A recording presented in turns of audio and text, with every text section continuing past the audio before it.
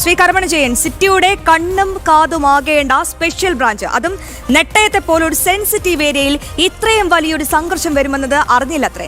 എങ്ങനെയാണ് അതിനെതിരെ ഇങ്ങനെ കണ്ണടയ്ക്കാൻ സാധിക്കുന്നത്? ഇതൊരു സിസ്റ്റത്തിന്റെ വലിയ വീഴ്ചയല്ലേ ചൂണ്ടിക്കാട്ടുന്നത്? പ്രത്യേകിച്ച് ഈ വട്ടിയൂർക്കാവ് പോലീസ് സ്റ്റേഷൻ ഇന്നും ഇന്നലെയും ഒന്നുമല്ല, ഇതിനു മുൻപും ഒരുപാട് തവണ ഈ വട്ടിയൂർക്കാവ് പോലീസ് സ്റ്റേഷനിലെ പോലീസ് ഉദ്യോഗസ്ഥർ ആരോപണം നിലനിൽക്കുകയാണ്. ഇതുവരെയും ഒരു നടപടി സ്വീകരിച്ചിട്ടില്ല എന്നുള്ളത് നമ്മുടെ സിസ്റ്റം ഫെയിലറായി തന്നെ കണക്കാക്കിക്കൂടെ?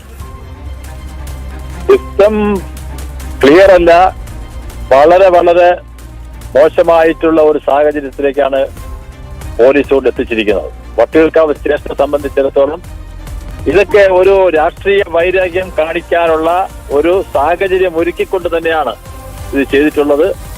ഈ വട്ടിയൂർക്കാവ് പോലീസ് സ്റ്റേഷനിൽ ഉണ്ടായിട്ടുള്ള അടുത്ത കാലത്തുള്ള തെരഞ്ഞെടുപ്പുമായി ബന്ധപ്പെട്ട് ഉണ്ടായിട്ടുള്ള എല്ലാ വിഷയങ്ങളും ഗുരുതരമായിട്ടുള്ള വീഴ്ച സംഭവിച്ചു എന്നുള്ള കാര്യത്തിൽ യാതൊരു സംശയവും BJP മാത്രം പറയുന്നതല്ല, ഇത് പൊതുസമൂഹം ചർച്ച ചെയ്യപ്പെടുന്ന കാര്യമാണ്.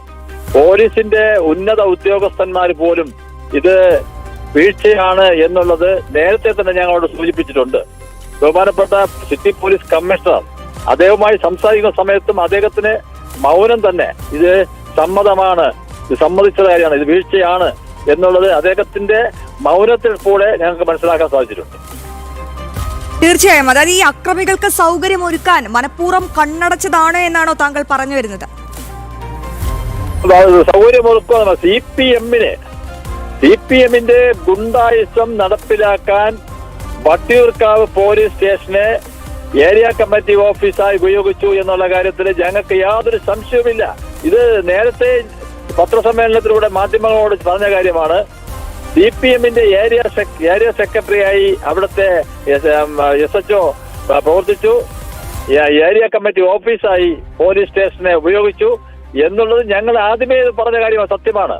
അത് ആ സത്യം യഥാർത്ഥത്തിൽ സത്യമാണെന്ന് ഇപ്പൊ തെളിഞ്ഞു വരികയാണ്. തീർച്ചയായും താങ്കൾ പറയുന്ന വാക്കുകൾ അക്ഷരം പ്രതി വളരെ കൃത്യമാണ്. വളരെയധികം നന്ദി ശ്രീ കരമന ജയൻ ഈ ഘട്ടത്തിൽ ഞങ്ങളോടൊപ്പം പ്രതികരിച്ചതിനെ.